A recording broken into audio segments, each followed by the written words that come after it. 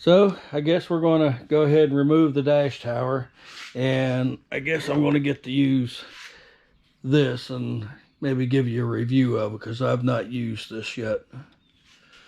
All right, let's get to it. All right, it's 10:30, so let's see how long it's going to take to get to that steering shaft.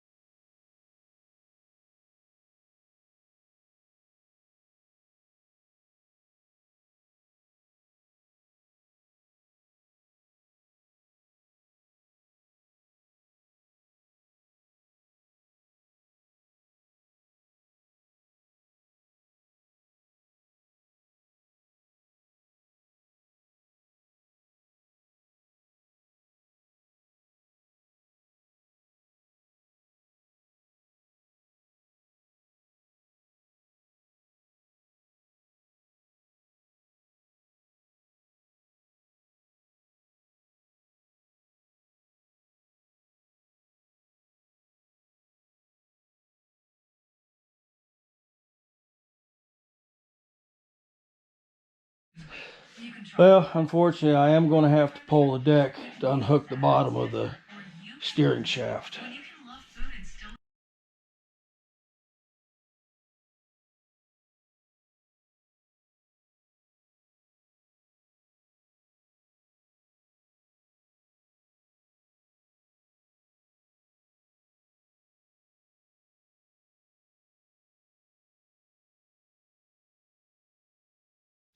Okay, so I should have a clear shot now getting the 4 bolts and lifting this whole assembly off. Yeah, that was a little bit of a, well, let me look here. This, I do believe, has to be removed also. So yeah, we got some more. I got to remove this plate to get to this plate, I believe. Let me look at it.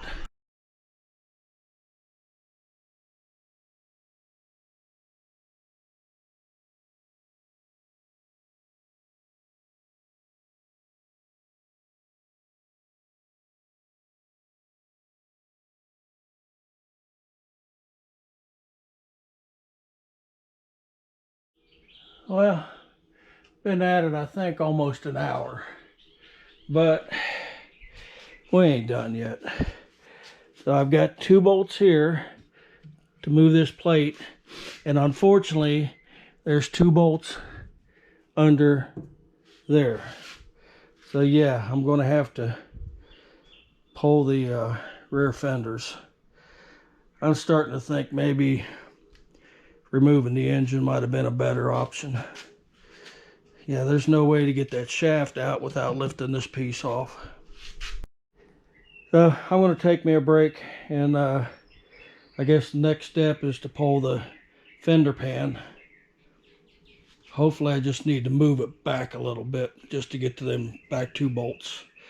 We'll see. There's a gas tank under there. So after looking at it, pulling the engine wouldn't have worked because I have to remove this steering shaft bracket.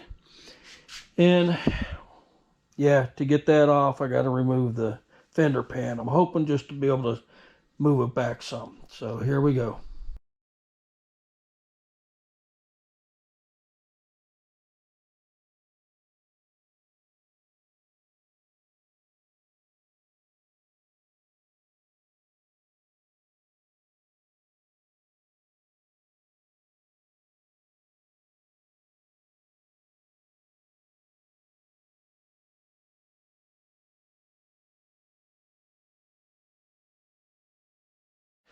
Well, I was hoping just to get it that far, but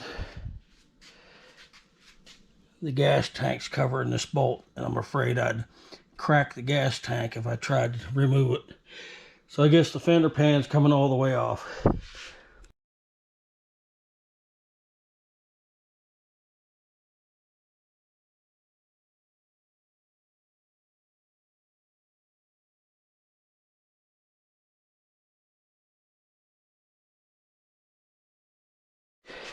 I can't remember if there's nuts under them bolts. I don't think there are. If they are, I've got clips and I don't feel any. So yeah, final piece to come off. Oh no, I gotta unthread this guy. Let me spray some lube on that before I take that out.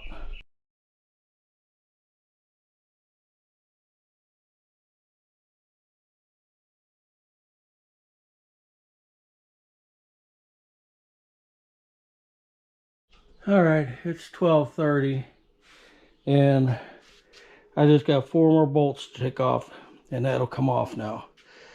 Woo! Yeah, that is not fun to get to.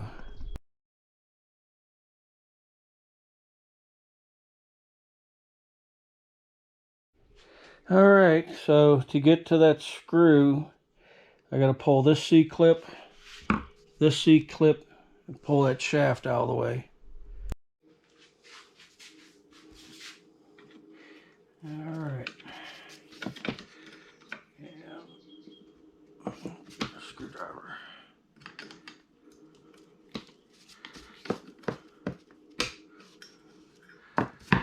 C-clip, thrust washer.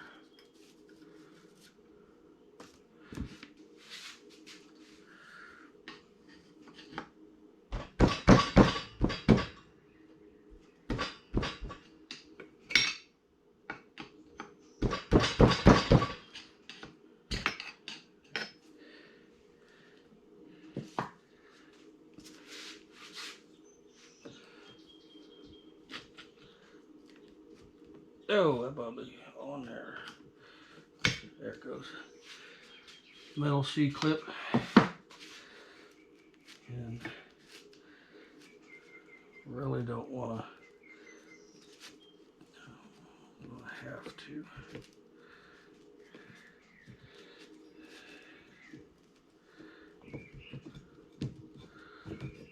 I know that comes out.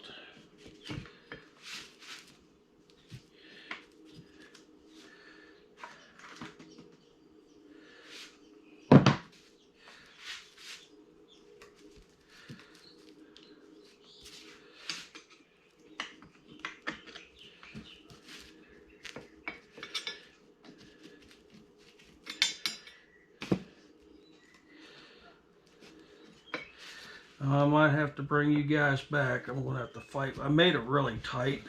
There it comes. Yeah, I'm going to have to tap this gear. Well, I bought this soft blow the other day. That's been a good tool so far.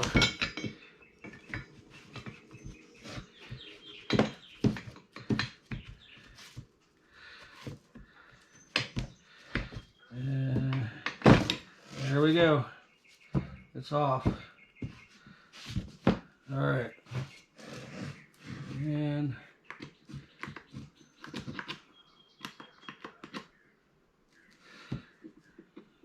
can't remember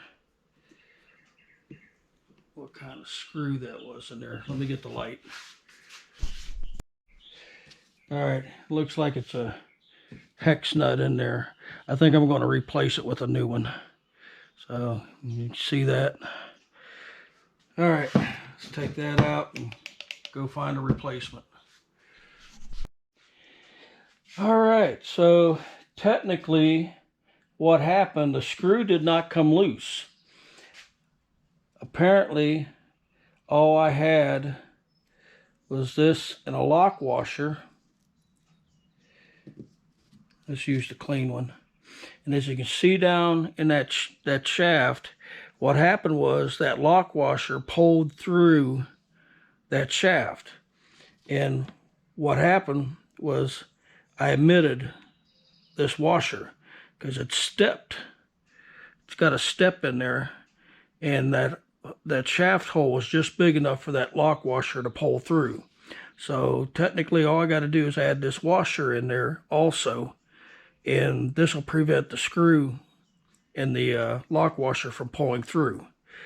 So I don't think it damaged the old one, so I'm just going to put this one back in because it still fits good. It was actually pretty tight taking it off. So yeah, I just omitted that little washer, and that's what caused the steering to pop up. Okay, I'm going to take a break, probably do some cleaning on this stuff before I put it back together. So yeah, that's probably be part 2 of going back together. Well, you wouldn't think that you would have to tear something down this far just to get to this.